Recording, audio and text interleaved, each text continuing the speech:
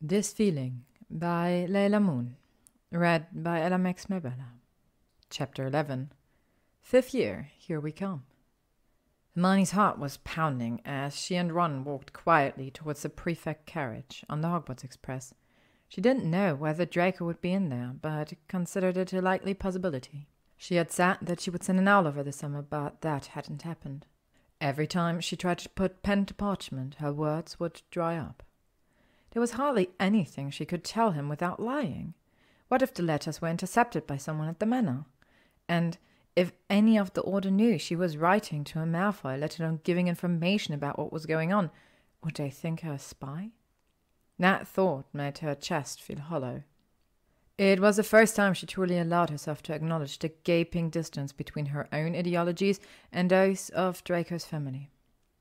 Her cause and theirs were in direct opposition to each other. The two had, of course, always known this, but it had felt somewhat academic in nature. Now, with Voldemort on the rise, their reality was inescapable. Hermione attempted to school her features into a neutral expression as Ron slid open the compartment door. It was lucky that she had, because her eyes were immediately drawn to a shock of blonde hair. Draco was sat stiffly next to Pansy Parkinson, who leant against his shoulder. Hermione bit her cheeks to keep from hexing the girl and quickly pulled Ron into a seat that meant she wouldn't have to look at them. The new head boy and girl were two seventh students. The new head boy and girl were two seventh-year students she had not heard of before, Mitchell Coyle and Nicole Sterling. They gave their congratulations and some general advice for the upcoming year before passing around the evening patrol schedules. "Oh, fantastic," Ron muttered scathingly. "Malfoy appears next to Weasley 4-2 regularly." Hermione glanced at his piece of parchment and, attempting nonchalance, said, "I don't mind swapping if you want." "Why would you do that?" "Ronald, out of the two of us, who has a better check on their anger?"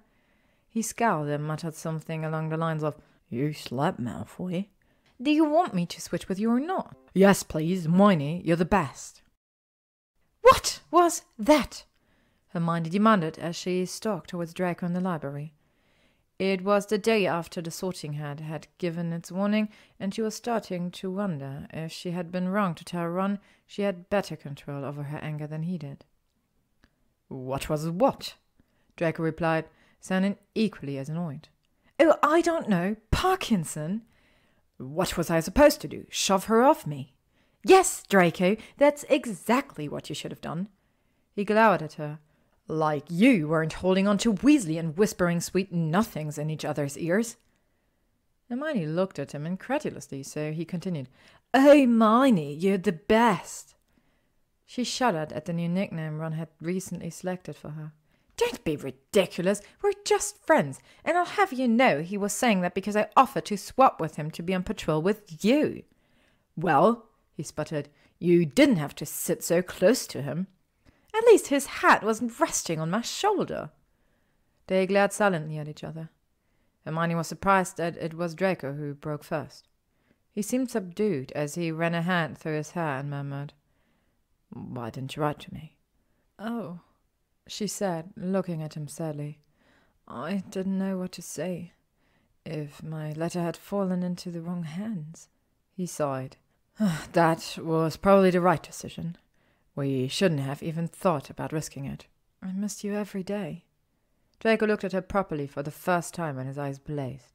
Quickly closing the distance between them, he wrapped his arms tightly round her and captured her lips in a searing kiss. "I miss you too, Hermione. So fucking much," he whispered into her mouth as they came up for air. She inhaled deeply, his scent binding tightly round her heart, and pulled him onto one of the comfier library chairs. "Tell me what it was like." He reflected on the past 2 months and struggled to find the words to explain the sense of foreboding that had taken up permanent residence beneath his skin. "There were lots of meetings. The Dark Lord is recruiting, building up his armies.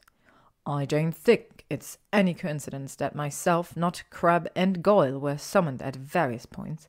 Just another example of my father making fabulous choices for me." She looked at him with wide eyes. Was Lord Voldemort there?" No, thank Godric he wasn't." Draco shuddered. "Hermione, I I don't think it will be long, though, before he decides to put in an appearance." They both sat quietly for a long time, thinking about what the future might hold. It was a few days later when Hermione, Harry, and Ron had their first defense against the dark arts class with the new professor. She was squat, with short, curly, mouse-brown hair, in which she had placed a pink velvet bow that matched the fluffy pink cardigan she wore over her robes. After Professor Umbridge introduced herself, Hermione could already tell she was going to be a close second to her Dada teacher. It was the first class in which she had ever confronted a teacher, and she had found it surprisingly exhilarating. Draco, however, had not been impressed, and kept shooting her exacerbated looks. Unfortunately, as the rest of the class joined in the discussion, Harry had eventually lost his tether. All the anger that had been bubbling up in him since the final try was a task exploded, and he shocked both the professor and the students with his words. Despite the warning looks she gave him, Harry continued and eventually received a week of detentions and a conversation with Professor McGonagall. Hermione supposed it could have been worse. Chapter 12. Whilst it was a rare occurrence, Hermione Granger did not like being wrong. And yet, here she was, forced to stand corrected. Harry's punishment from Umbridge could probably not have been worse. Suspicious, she had grabbed his forearm over dinner one evening and pulled back his sleeve.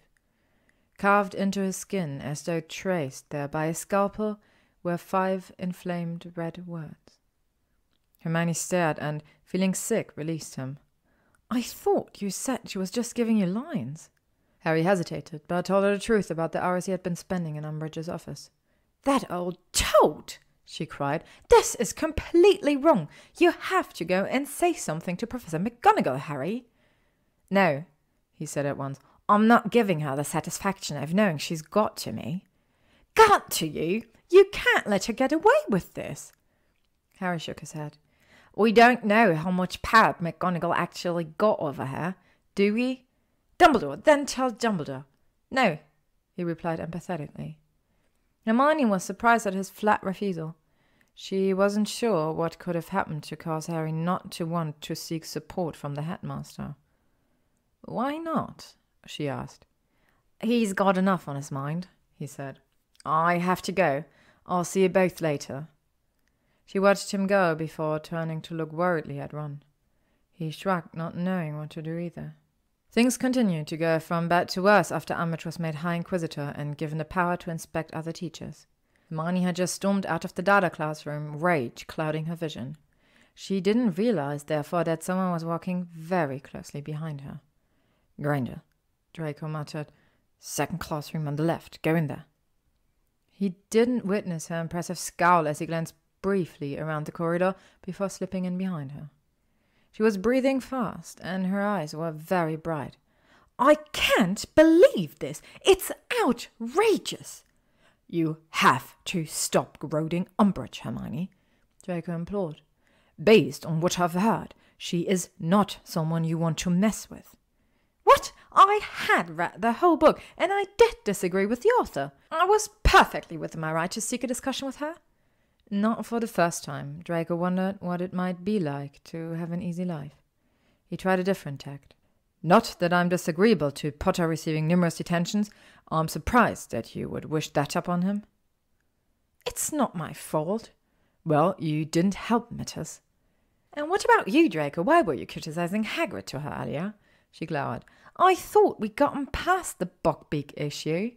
"I was doing it for you. I could see your expression and knew you were moments away from provoking her again." Hermione sighed and said in a small voice, "She's just such an awful woman. We have to do something about her." "Poison?" Draco replied, hopefully. "If only. No, I mean something about what a dreadful teacher she is, and how we're not going to learn any defense from her at all."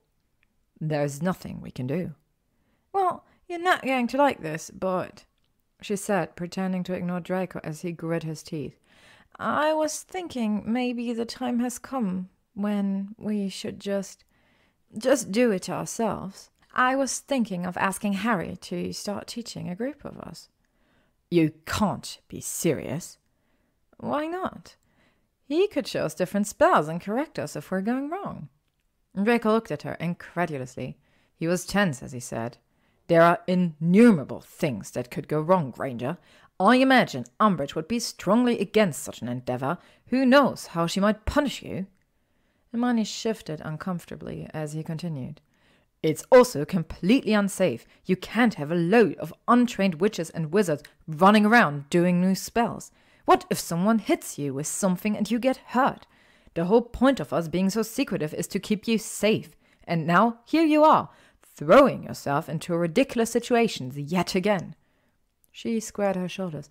"I'm not some flower or delicate piece of glass, Draco." "No, you're not, but you are mine. I'm not going to let anyone hurt you." "You can't promise that, and I wouldn't expect you to," Hermione said softly, taking a step towards him. "We know what's coming, Draco. I and everyone else need to be prepared." "Stop," he snarled, thundering past her and towards the door. "I can't talk to you about this anymore." Despite Draco's vehement disapproval, Hermione broached the idea with Harry. It took some persuading, but he eventually agreed. They even got a significant number of sign-ups from the students that attended the Hogshead meeting. Knowing they were doing something to resist Umbridge and the Ministry gave Hermione a feeling of immense satisfaction that refused to be dampened by Draco. She could tell that Harry's mood was more positive because of it all as well. Unfortunately, it didn't take long before Educational Decree number 24 had been announced. "No student, organization, society, team, group, or club may exist without the knowledge and approval of the High Inquisitor. Any student found to have formed or to belong to an organization, society, team, group, or club that has not been approved by the High Inquisitor will be expelled." "Someone must have blabbed it to her," Ron said angrily. "They can't have done," Hermione told him in a low voice. "You're so naive. You think just because you're vulnerable and trustworthy." "No, they can't have done because I put a jinx on that piece of parchment we all signed," she said grimly. "Believe me, if someone's run off and told Umbridge, we'll know exactly who they are, and they will really regret it." It was immediately apparent upon entering the Great Hall that Umbridge's sign had not only appeared in Gryffindor Tower. There was a peculiar intensity about the chatter and an extra measure of movement as people scurried up and down their tables, conferring on what they had read. Hermione, Harry, and Ron had barely taken their seats when Neville, Dean, Fred, George, and Ginny descended up on them. With a quick, hushed conversation, they all agreed the decree would not change their plans. The defense group would be going ahead. Dobby was officially a genius. Without him, they would have never found the Room of Requirement. Hermione was incredibly impressed by this hidden facet of Hogwarts, a room that only appeared to someone in need, always equipped for whatever this might be. It hadn't been easy to relay the details of their first meeting to everyone who turned up in the Hogshead, but they managed it. At 8 o'clock on the 7th floor, opposite the tapestry of Barnabas the Balmy being clubbed by trolls, Hermione stood with Harry and Ron, ready to follow Dobby's instructions. They walked past the blank stretch of wall 3 times, concentrating hard on what they needed. Ron had screwed up his eyes in concentration. Harry's fists were clenched as he stared straight ahead, and Hermione was whispering under her breath. "We need somewhere to learn to fight," she thought. "Please give us a place to practice, somewhere they can't find us." A highly polished door had appeared in the wall. Harry reached out, seized the brass handle, pulled open the door, and led the way into a spacious room lit with flickering torches. The walls were lined with wooden bookcases, and instead of chairs, there were large silk cushions on the floor. A set of shelves at the far end of the room carried a range of instruments, such as sneakoscopes, secrecy sensors, and a large, cracked faux glass. There was a gentle knock on the door. Hermione looked around. Ginny, Neville, Lavender, Parvati, and Dean had arrived. "What?" said Dean, staring around impressed. "What is this place?" Harry began to explain it, but before he had finished, more people had arrived, and he had to start all over again. By the time 8 o'clock arrived, every cushion was occupied. Hermione was pleased with how smoothly electing Harry as a leader had gone, as well as the naming of the group, the DA, Dumbledore's Army. It was perfect. Before everyone left for the evening, she had one further thing to bring up.